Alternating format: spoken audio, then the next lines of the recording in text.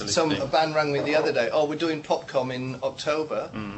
Can you get us we're doing one date in London. Can you get us another date in London in 3 weeks' time? Yeah. You know, it's a very you need time, and you gave City Riots that opportunity to plan several, way ahead. They got a grant. And they got grant aided, and they went from here, in fact, to do, I think it was about 8 or 9 weeks touring America. They went and they ended up with, Reverend Mick, the editor of CMJ, the college, what is it, music journal? Anyway, very important. Anyway, influential guy. I mean, he was also a Fuse by accident because he had gone to something else. Reverend Mick. Yes. Well, he's basically ended up managing them.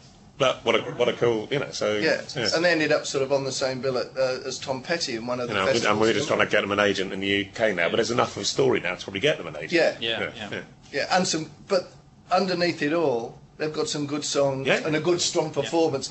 And I think that, when you come down to it, before you do anything else, you've got to have the performance, you've got to have your act together, basically, and then you've got to have time to put the overseas stuff in line, be it for the grant funding or whatever, and you've got to have a couple of dates to hinge it off, like a Great Escape, so that you can say, all right, well, we have that, now we can work around it, and we can put some press in place, and even if you do it out of Australia, because to hire a press person here can be, £500 a week and up. Yeah. And they can often do nothing. Yeah. Nothing. We had one for Tim Friedman last tour, and I might as well have just taken the extra hour a day and done it myself, because it just wasn't worth the money that we paid him. It wasn't his fault, but because he was English and he'd taken the job.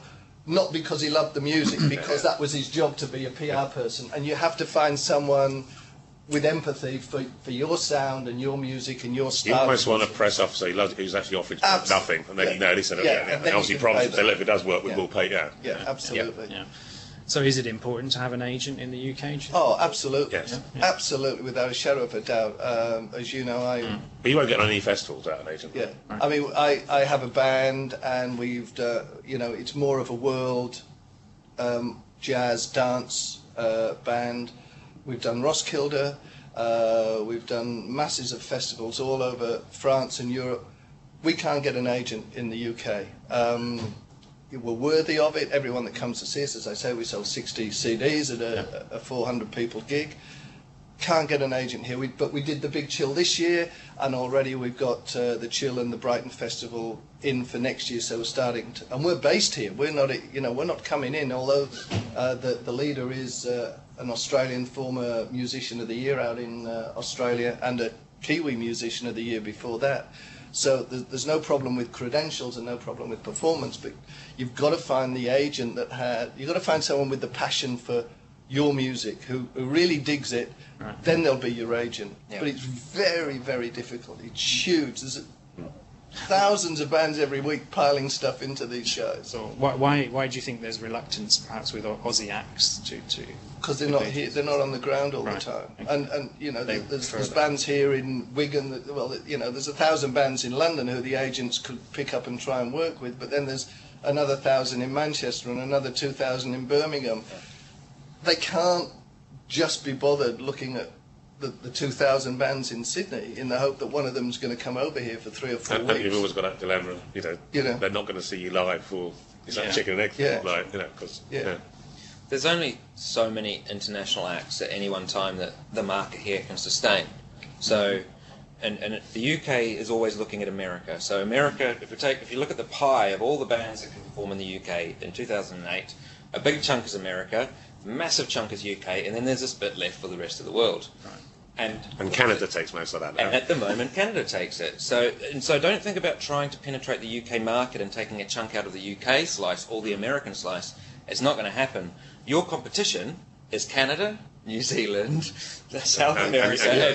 Think of it that way. Take out those guys and be better than those people coming into this market, and then you will get the engagement from the industry, but it's still just it's a small percentage.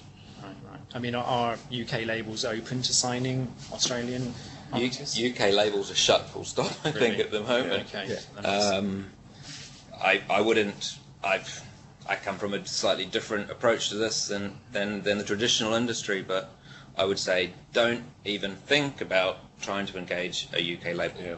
Really? If they end up approaching you, fine, but I think your chances of getting any sort of meaningful deal and a meaningful physical release is so slim. You know. First thing is hone your music. Get a great product together. Yeah. That's your thing. Get out wherever you're based in Australia. Get out there, play as much as you can, as often as you can, and hone your music. If you've got good product, it will start to filter through. People will start to listen to it. Obviously, back in Australia, and then because of that, you know, when guys like Martin suddenly visit Adelaide, you know, because you went to Fused as opposed to, say, the Festival of Sydney or the Melbourne Festival. You went there and saw some bands and stuff like that. So hone your craft and get the product ready. Right. Okay. All right, moving on to touring. Would you say the walkabout pubs are a good place to start in the UK? Now, for those of you that don't know, the walkabout is an Aussie-themed pub chain across the UK, and they do have a lot of live entertainment. It's actually one of the High Street's largest live entertainers, I believe. So what do you guys think about the walkabout? They do good beers, because they do good beers from home. So it's always a place to drop into if you want a good Australian beer. However, as regards the talent side of things, I don't know. There's a lot of DJs on there, and they do a lot of sort of. I think the word you're looking for is cover bands. I was trying not to mention the word cover bands, but it's a pub. It's a pub that Australians and Kiwis go to, and it seems to attract people that like hanging out with Australians and Kiwis. I think, I think the most successful tour that did the walkabout was, in fact, and I've got no idea what his real name is, bless his heart, but he was the doctor in Neighbours.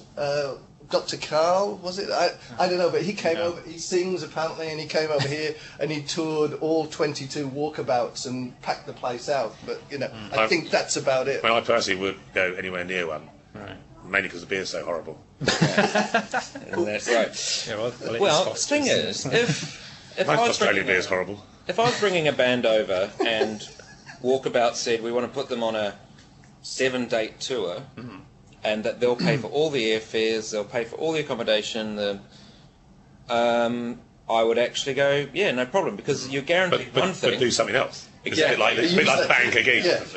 Don't mention it in any press. Don't tell anyone about it anywhere.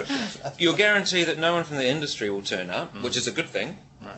And so you do your gigs and you get your money, and then you do some showcase gigs. So if you can get a slot at the Great Escape Festival paid for by the Walkabout, all expenses, absolutely, man, do it.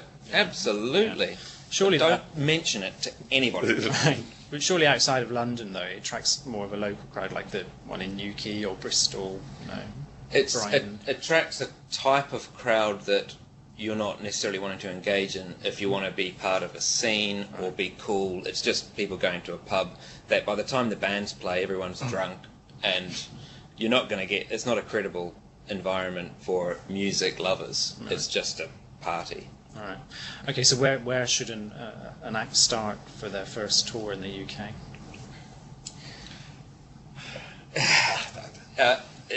I've brought bands in. I know that you've had acts coming and doing a tour, and I've also brought bands over and done the Barfly tours with them. And the first time, and so the Barfly, that's an obvious example because they do have a chain of venues. And they can put and they got their own magazine, the Fly magazine. So it's actually got more circulation than me now. So there's a bit of machinery there. Yeah, exactly. So if they can get behind it, but even if they do get behind it, you'll do your gig in Cardiff, and if there's not a decent local band playing that you're on the bill with, they won't put you as headline. You'll be down, first on. And unless there's something decent on, you could be playing in front of the sound engineer. But that sound engineer might be quite influential. So, and that next time you play in Cardiff, tells all his mates from the local radio station, the local magazine, and suddenly you've got 6 people there. But yeah, it's whether or not touring is the right thing to do straight away, or whether that should be something that subsequently happens because you've got some vibe going, because there are some online journalists that are talking about the band, that they saw it in London and they think it's cool, and that people in these other areas are picking up on. I think you should definitely attempt to be part of something else. I mean, obviously, I would say Great Escape being the number one for us, but there's similar things to Great Escape. Maybe not so many industry things, but obviously Camden Crawl in London, the Dot to Dot event, and I was sort of like festivals that are aimed at new bands. Sure. Yeah. I mean, funny enough, I'd say, you know, you don't want to do something like Glastonbury as your first gig because it's so easy to get lost there. But those sort of things that are aimed at new bands, where you've got young kids going out, and we do have journalists, you know, that's worth way more than just a regular thing, you know, and saying, do your London thing, and yeah. And there's about 4 or 5 now. Obviously, things like All Tomorrow's Party is another one. Yeah. There's sort of most of these, it's kind of like a new phenomenon in the UK now. Like, they're almost like basically winter indoor festivals that are aimed at new bands. Yeah. They have these things. That's a bit like, in a sense, the laneways. I was going to say it's obviously because of the weather that it's indoors, but basically very similar principle to laneways. It's very much like the laneways, and if you can hang a couple and what a of gigs fantastic way that is to play Australia. You know, absolutely. Yeah. And if you can hang a couple of gigs. And you meet other bands, and so that's absolutely. Yeah, and in fact, that's what Spargo did. They met a couple of bands and ended up sort of hopping onto their tour, and they'd go around as a double header and provide 2 out of the 3 bands on a night, sharing gear, cutting costs, and playing to people. That's it, playing to people. And sleeping on people's floors and things. Absolutely. Absolutely. Hotels are expensive in the UK. Yeah. Would you say it's essential to tour the UK in order to break it? Eventually, but I mean, obviously, I think for most people, it's getting that first stage right, and then But yes, in the long run, absolutely, you kind of like most right then, because again, once you get above a certain level, you can do like 30 dates there. Yeah. And once you've broken the UK, then in most of Europe will follow. Right. Not all of Europe, and of course, it depends on the type of music, whatever. Yeah. But you can certainly start doing like 5 gigs in Holland, and And the key is, I think, is you hit on it perfectly, Russ. Is the making friends with bands, and being able to piggyback around with people and making friends with the industry.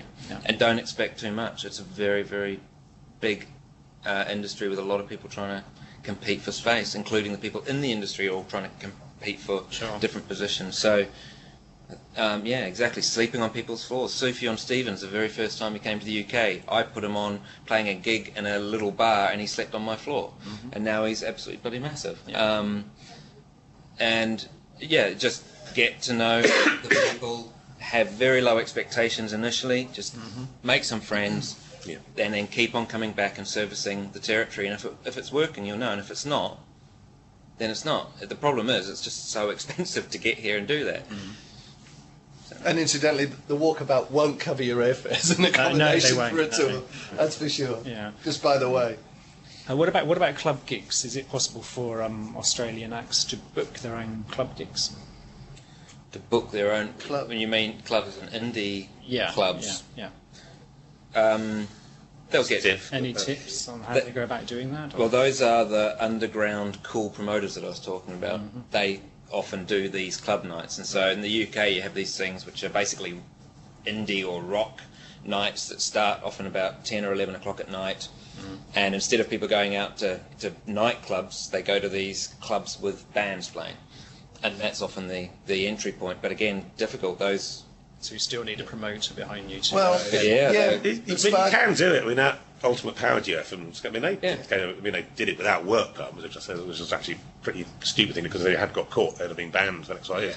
I mean, they saved up their money. They did a 20-day tour, which they booked themselves from Saskatchewan. Yeah. Because they self-manage, and and they knew they were. I mean, when I went to see, it was weird actually, because they played in Brighton to like 8 people, but it was the 8 most important people in Brighton, because we were sort of went on a mission to go and see them. But I mean, and they were treating it half as a holiday, and they were sleeping on floors and whatever. So they didn't mind, because they knew it, because they're so used. I mean, because where's Saskatchewan? I mean, looking at the map, it's in the middle of nowhere in Canada. So I mean, their closest gig is like 600 miles away. So they're used to suffering. So, but they still don't really mean anything in this country, but they're just but they're so in love with their lifestyle as far as they're concerned. It was great, sort of going to see the street in Brighton where Quadrophenia was filmed, That was it. Exactly, yes, Yeah. But,